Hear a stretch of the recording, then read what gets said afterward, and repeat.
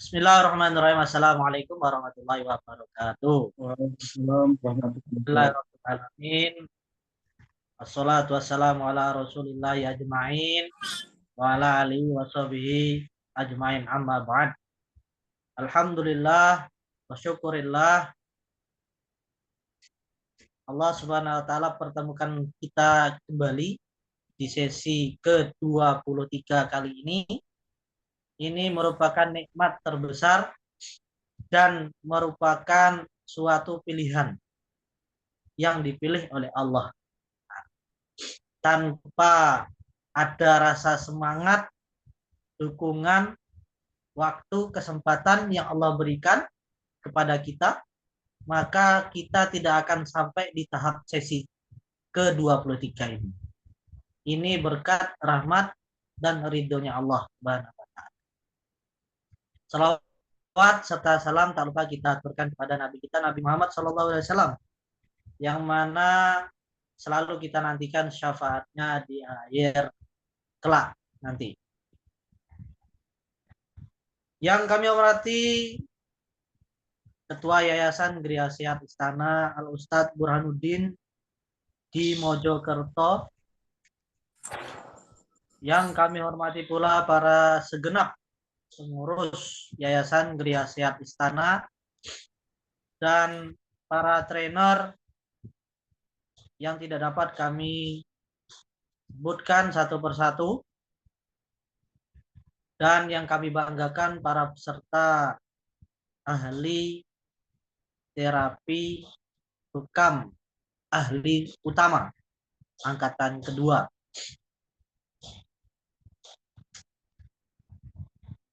Alhamdulillah Bapak Ibu sekalian, materi yang akan kita bahas pada kali ini yaitu keluhan saraf terjepit. Nah, keluhan saraf terjepit. Kalau pertemuan yang lalu itu hernia.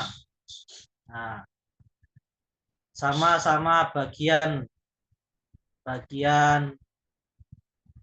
area pinggang, ya, pinggang, perut. Nah, kalau ini cenderung yang bermasalah adalah tulang dan saraf, sehingga mempengaruhi motorik, kinerja dari gerak tubuh.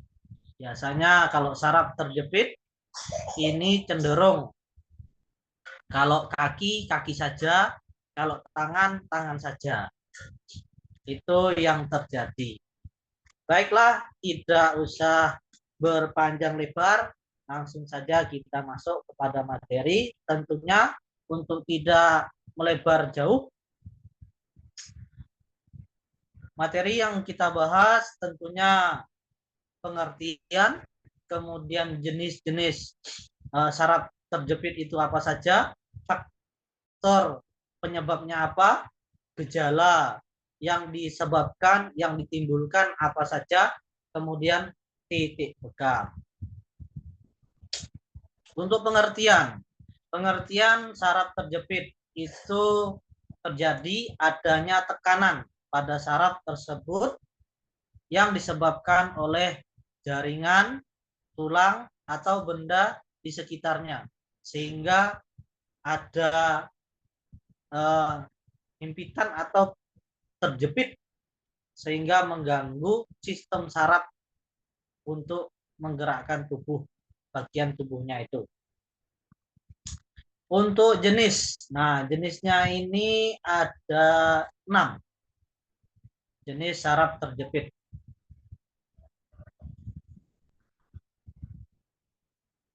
Jenis saraf terjepit yang pertama itu saraf leher. Dampaknya apa? Dampaknya adalah leher terasa sakit, kemudian sampai menimbulkan sakit kepala. Selanjutnya saraf pinggang. Saraf pinggang otomatis punggung bagian pinggang, bagian bawah, punggung bagian bawah itu akan terasa nyeri. Kemudian dampak berikutnya itu kesemutan di bagian kaki. Selanjutnya saraf karpal. Saraf karpal itu adalah nyeri di pergelangan tangan. Dampaknya adalah kesemutan, kemudian mati rasa. Saraf berikutnya yaitu saraf skiatika. Saraf skiatika ini saraf yang biasanya terjadi pada orang-orang itu saraf terpanjang bagian pinggang sampai ujung kaki. Nah, sehingga menimbulkan kelumpuhan sebelah, kemudian kesemutan, sehingga kaki itu merasa lemah, tidak bertenaga. Nah, ini saraf skiatika. Kemudian berikutnya adalah saraf ulnar. Saraf ulnar ini terjadi pada bahu, dari bahu ini sampai ke tengah, jari tengah. Nah, dampaknya itu mati rasa, kemudian kesemutan sampai ke ujung ini. Kemudian kalau saraf medianus itu nyerinya dari lengan. Nah, lengan, bagian lengan ini ya sampai ibu jari, jari telunjuk, jari tengah. Jari ibu jari, jari telunjuk, jari tengah. Nah, sehingga dampaknya kesemutan, kemudian kelemahan pada tangan dan ibu jari. Tidak bertenaga. Ini jenis-jenis saraf terjepit. Kemudian faktor terjadinya. Faktor terjadinya saraf terjepit itu yang pertama karena cedera fisik. Contohnya seperti patah tulang, kemudian memar, cedera otot, itu cedera fisik. Kemudian faktor berikutnya adalah kondisi medis, contohnya hernia. Nah, sempat kita bahas di pertemuan yang lalu. Kemudian faktor yang selanjutnya adalah aktivitas yang berulang. Aktivitas yang berulang ini seperti mengetik, duduk, terus kondisi yang demikian yang berulang-ulang mempengaruhi gerak tadi sehingga dapat memacu saraf terjepit tadi. Dan yang terakhir itu adalah lingkungan. Adanya tekanan atau getaran berlebih. Itu mempengaruhi terjadinya saraf terjepit. Untuk gejala yang terjadi pada saraf terjepit, yang pertama rasa sakit atau merasa tidak nyaman di area yang terkena tadi. Yang kedua kesemutan atau mati rasa di area yang terkena. Kalau di kaki, kaki saja, tangan saja, leher saja. Kemudian kelemahan atau penurunan kekuatan otot. Jadi tidak bertenaga. Yang keempat, kesulitan untuk menggerakkan bagian tubuh yang terkena tadi, yang bermasalah. Yang kelima, kram. Jadi ototnya itu kaget ya, kram. Yang keenam, sensasinya seperti terbakar, terjepit atau tertusuk. Yang ketujuh, gangguan keseimbangan, jadi tidak balance. Yang kedelapan, ketidaknyamanan itu akan bertambah parah apabila melakukan gerakan. Kalau bergerak tambah sakit. Nah, kemudian yang terakhir, gangguan tidur. Tidurnya tidak nyenyak, gangguan tidur tidak nyaman. Nah, ini gejala-gejala dari saraf terjepit. Baik, Bapak Ibu sekalian, berkaitan dengan pengertian sampai gejala yang disebabkan oleh saraf terjepit. Mungkin ada yang ditanyakan sebelum kita masuk kepada titik bekamnya. Mungkin boleh ditanyakan. Pak Farid mungkin. Oke, mau tanya Pak Khalid berkaitan dengan kesemutan tadi. Apabila kadang-kadang kan orang sering terlalu lama jongkok itu kakinya kesemutan itu apa arahnya bisa ke saraf kejepit atau faktor yang lain gitu? Atau Itu dulu faktor obesitas. bisa Kemudian ya kalau jongkok itu ya faktor obesitas sehingga peredaran darahnya tidak lancar. Kalau jongkok. Yang dimaksud ini eh, posisi tubuh kita itu tidak nyaman. Posisi tubuh kita tidak nyaman. Katakanlah posisi duduk miring begitu seterusnya. Misal dalam kondisi di dalam bis. Nah, di dalam bis duduknya posisinya tidak nyaman, tidak balance, tidak intinya tidak apa namanya postur tulang kita itu tidak lurus. Nah, itu mempengaruhi kesemutan. Awal-awalnya begitu. Tapi kalau dibiarkan lama kelamaan, nah bisa berdampak buruk seperti saraf terjepit ini. Begitu Pak Farid, mungkin bisa membantu jawaban dari pertanyaan tadi. Ada lagi mungkin? Tidak ada ya? Ya, kalau gitu kita masuk pada titik bekam. Nah,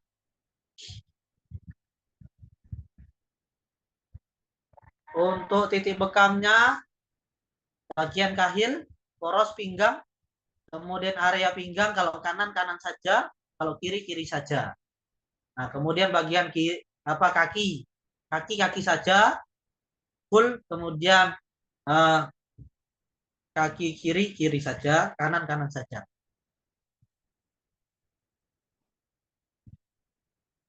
Gitu Pak Farid, mungkin ada yang ditanyakan? Oke, sementara belum Pak. Belum ya? Ini Pak, satu untuk yang lengan. Mungkin posisi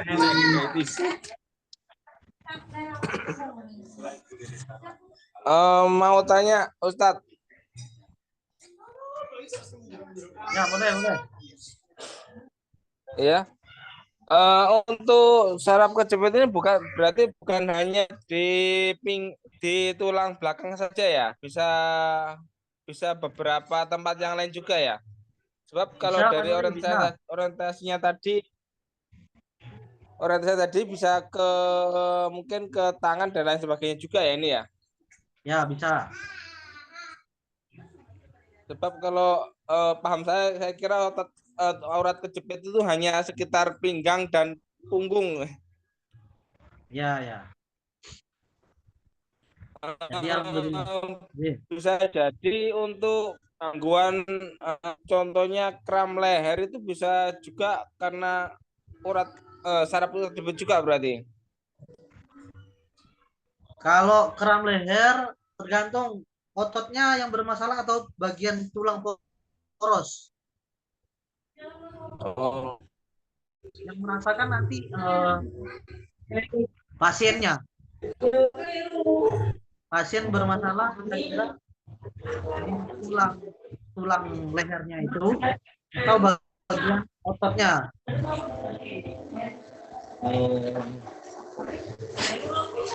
Kalau Berarti belum ototnya yang juga. keras itu indikasi kolesterol. Kalau tulangnya yang bermasalah, indikasinya saraf terjepit. Ini yang berhubungan dengan posisi tidur yang salah, Ustadz. Menurut saya arahnya. Kan Kalau terkadang setelah bangun tidur ini leher agak apa itu namanya? Tengeng, bahasa Jawanya tengeng lah. Ini berarti ada indikasi saraf kejepit ini ya? betul. Karena posisi tubuhnya tidak nyaman. Betul, Ya. betul. Bantalnya terlalu tinggi bisa jadi.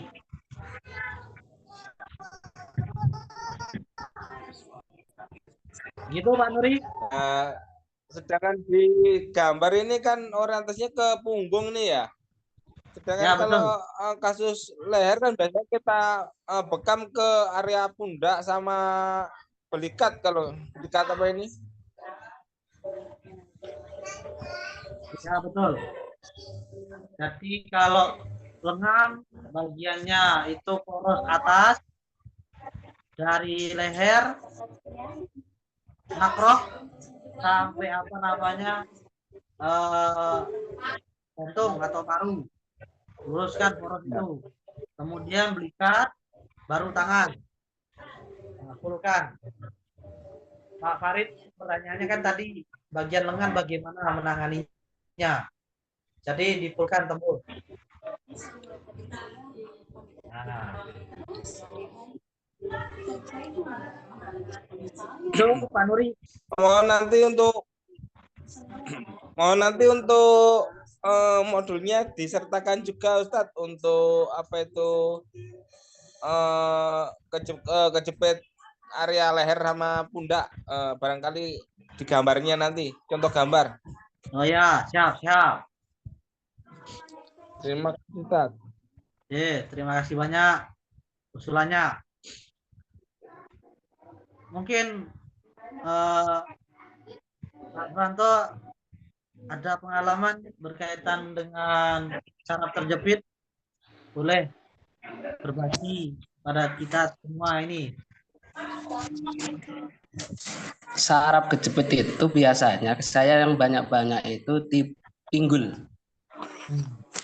Nah, bisa saraf kejepit itu kalau udah parah itu kakinya makin dingin itu.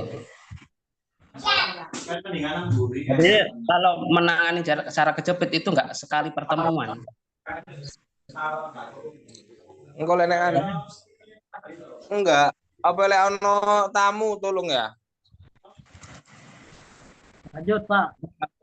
Kalau jangan sekali pertemuan ya.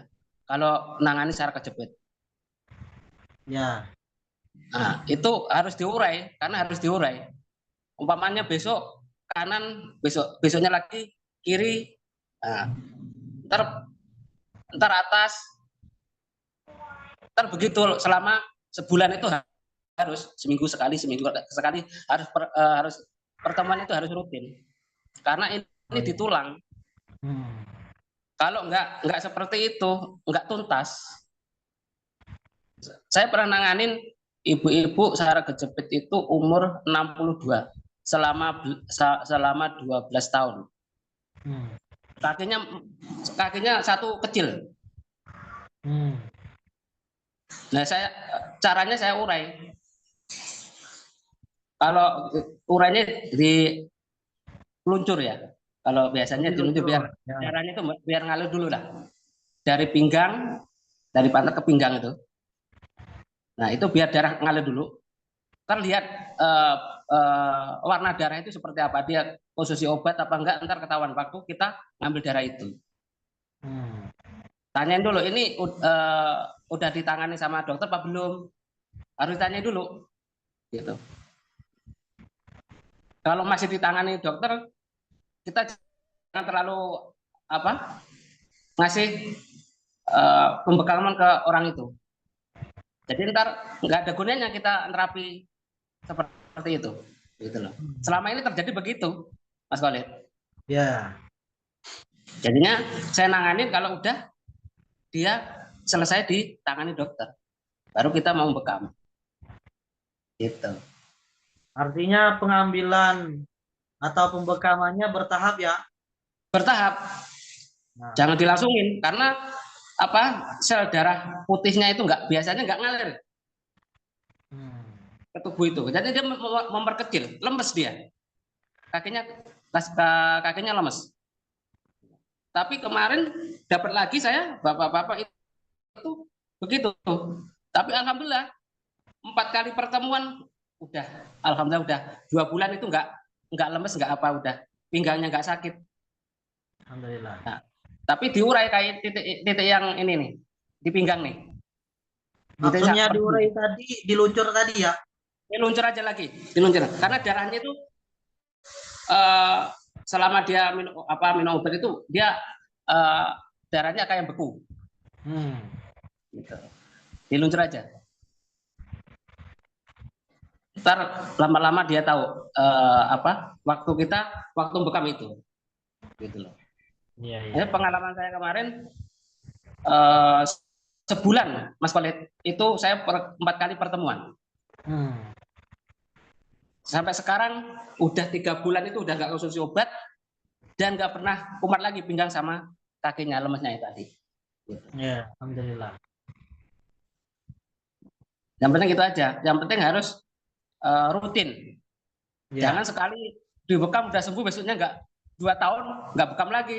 Nah, ntar disalahin yang bekam, gitu loh. Jadi pengalaman itu 1 kali bekam itu ya. Iya, kalau udah bekam sembuh, ntar bakal nggak bekam lagi.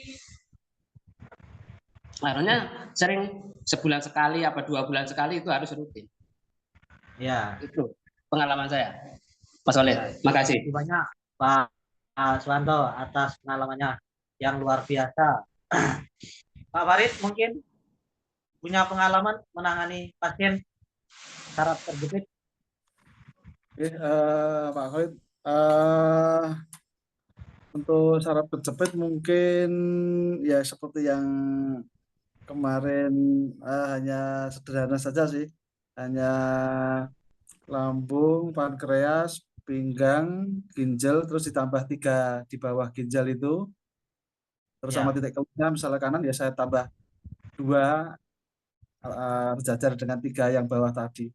Cuma mungkin tadi yang ditambahkan dari Pak Wanto mungkin di modul mungkin bisa diperjelas karena khususnya saya mungkin nanti kebanyakan ke arahnya ke sini karena saya kebetulan ngurusi atlet mungkin kan nanti kebanyakan cedera itu loh. Seperti itu dan lain sebagainya, titik-titiknya misalkan lengan yang mana saja, leher mana saja, terus pinggang, kaki mana saja. Kalau ini kan mungkin hanya pinggang, lengan, dan sebetulnya itu saja sih. Mungkin ditambah dengan leher dan persendian bahu gitu. Mungkin itu buat pengingat barangkali nanti waktu ada kasus kita lupa. Mungkin itu Pak Khalid. Ya, Pak Farid. Jadi ini yang digambar ini foto pasien saya 2 tahun tidak bisa bangun dari tempat tidur. Kemudian beliau bekam 4 kali pertemuan. Alhamdulillah setelah 4 kali pertemuan sudah bisa keliling komplek. Nah, kemudian setelah rutin 1 minggu sekali itu 4 kali pertemuan, berarti 1 bulan, selama 1 bulan 4 kali pertemuan itu 2 minggu sekali. Setelah 2 minggu sekali itu beliau sudah bisa jadi mandor, keliling melihati tukang-tukang gimana keadaannya, karena beliau ini yang punya perumahan. Nah, dia punya perumahan, jadi ngawasi. Istrinya dokter, kemudian beliau usahanya properti itu, perumahan. Usianya 64 tahun, beratnya 150 lebih. Nah, jadi sekarang beliau rutin bekam 1 bulan sekali. Alhamdulillah masih sehat. Terakhir bekam baru 2 hari yang lalu. Bekam. Mungkin sedikit cerita Pak Khalid, seperti saya kan memang saraf kejepit di pinggang karena dulu kan aktivitasnya olahragawan, terus Kebetulan 2011 itu kan saya kejadian sampai pernah itu wudhu itu seperti dulu pelumpuh itu loh. Hmm. Hmm. Terus sampai saat ini belum belum bisa ini, belum berani betul misalnya sepak bola, futsal ya belum bisa maksimal lah.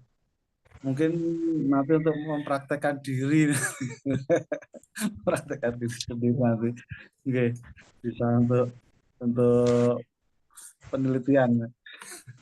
Pak Farid, yang bekam siapa biasanya? Kalau kemarin kan memang karena ketidaktahuan saya kan saya hanya sebulan sekali, 3 bulan sekali, tapi belum mempraktekkan untuk seminggu sekali itu tadi untuk yang titik-titiknya. Dan nanti kan nanti bisa saya aplikasikan ke diri saya sendiri nanti. Tanggal 28 longgar. Nah, ntar Oh. mau saya rekam. Untuk praktek nanti. Trainer Ya, apa udah. namanya?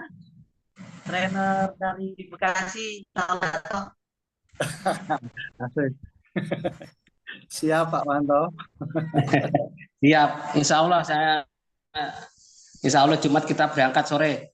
Nah, Tanggal 26 ya? Saya berangkat ya, 26 ya? ya betul, betul.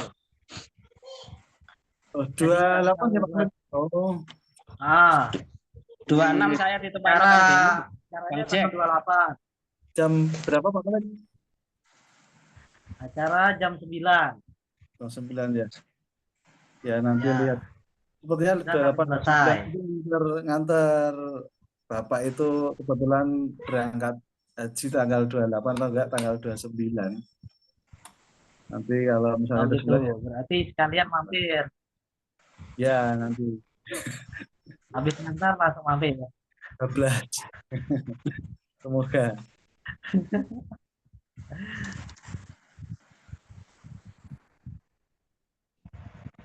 Pak Nuri mungkin punya pengalaman menangani pasien saraf terjepit.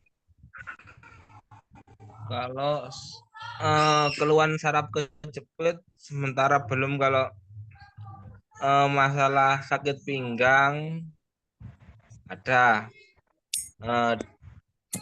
dengan titik yaitu hampir ini sesuai dengan gambar, cuma nggak sampai ke bawah, cuma sampai punggung, nggak sebenarnya ini juga cuma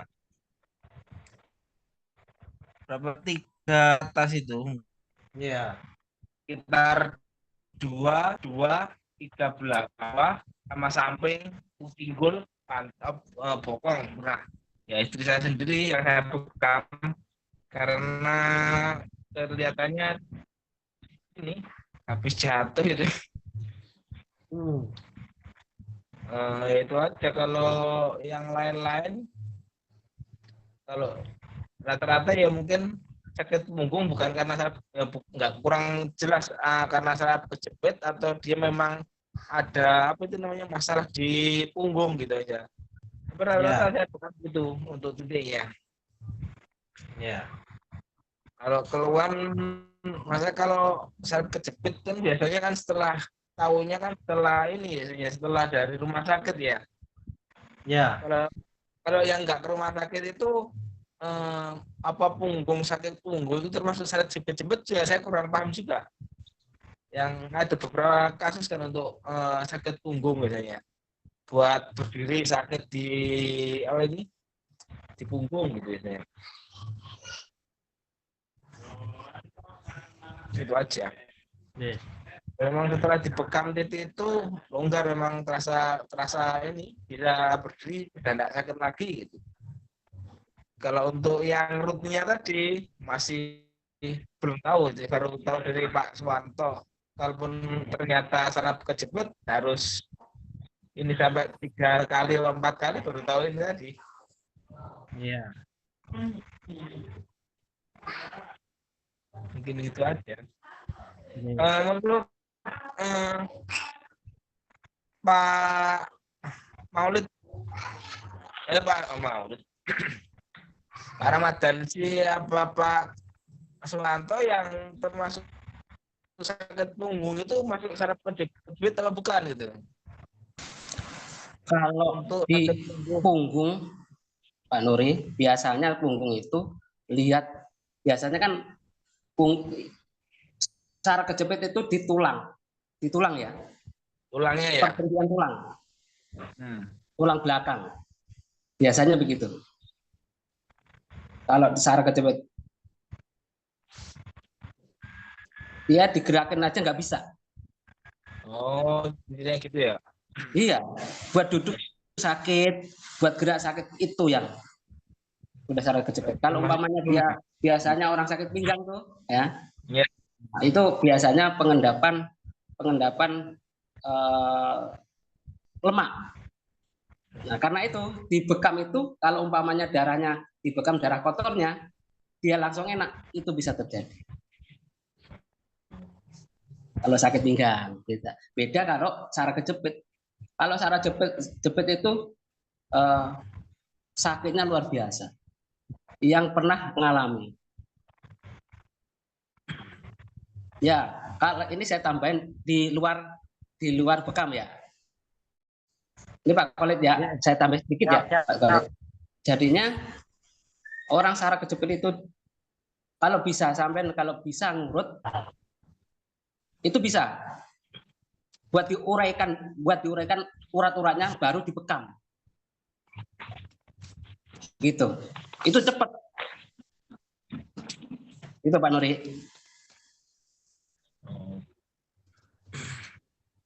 Untuk pengeluarannya tadi urutannya, untuk urutan pengeluarannya hanya dituncur saja ya, Iya. aja atau ada aturan dari atas ke bawah atau gimana?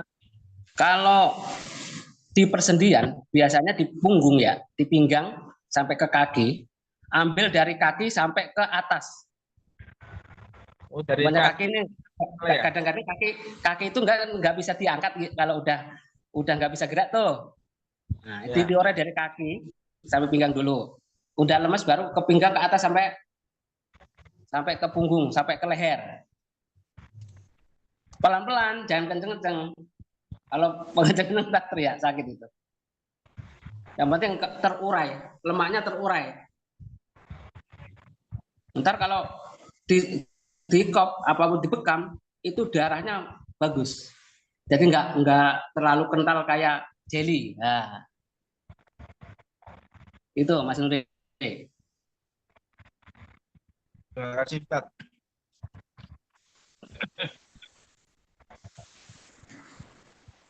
Ada lagi mungkin yang ingin ditanyakan, Pak Farid? Ini sementara cukup Pak. Mungkin tadi yang di modulnya saja nanti lebih diperjelas urutannya dan titik-titiknya saja. Mungkin itu. Oh, ya. Siap, siap. Ada tambahan lagi Pak Suwanto mungkin sebelum kita tutup? Nah, begitu aja Mas Khalid. Baik, terima kasih banyak Pak Suwanto atas ilmunya. Baik, Bapak Ibu sekalian yang saya hormati, kesimpulan dari titik bekam saraf terjepit ini, yang pertama, saraf terjepit itu masalahnya itu gangguan pada tulang persendian. Nah, yang kedua, dia kalau bermasalah kaki, maka kaki saja. Kalau bermasalah tangan, tangan saja. Kemudian kalau leher, leher saja. Jadi tidak langsung full bagian kanan, tangan dan kaki, katakan begitu. Itu kalau full yang bermasalah itu tangan dan kaki, itu bukan saraf terjepit, tetapi stroke. Tapi kalau apa namanya bagian kaki saja atau tangan saja, itu adalah saraf terjepit. Ngoten nggih, Pak Suwanto? Betul. Kemudian yang ketiga itu penanganan pada pasien saraf terjepit itu perlu bertahap. pertemuannya bisa 1 minggu sekali di lain titik. Pertemuan pertama menangani bagian yang dikeluhkan. Pertemuan selanjutnya itu baru bagian atas. Kalau yang bermasalah ini kasusnya kaki bagian sebelah kiri atau bagian sebelah kanan. Nah, maka pertemuan keduanya bagian atas dari leher sampai ke punggung bagian atas. Itu kesimpulannya yang dapat saya sampaikan. Saya ucapkan terima kasih banyak kepada Bapak Suwanto, para teman-teman sekalian, Pak Nuri, Pak Farid, dan yang lainnya yang tidak dapat saya sebutkan satu persatu. Mudah-mudahan apa yang kita dapatkan pada malam hari ini menjadi berkah dan manfaat untuk orang banyak. Amin. Amin ya rabbal alamin. Mungkin itu yang dapat saya sampaikan. Kita tutup dengan bacaan hamdalah. Alhamdulillah. Sekian, bila taufiq wal hidayah wal ridha wal inayah. Wassalamualaikum warahmatullahi wabarakatuh. Waalaikumsalam warahmatullahi wabarakatuh.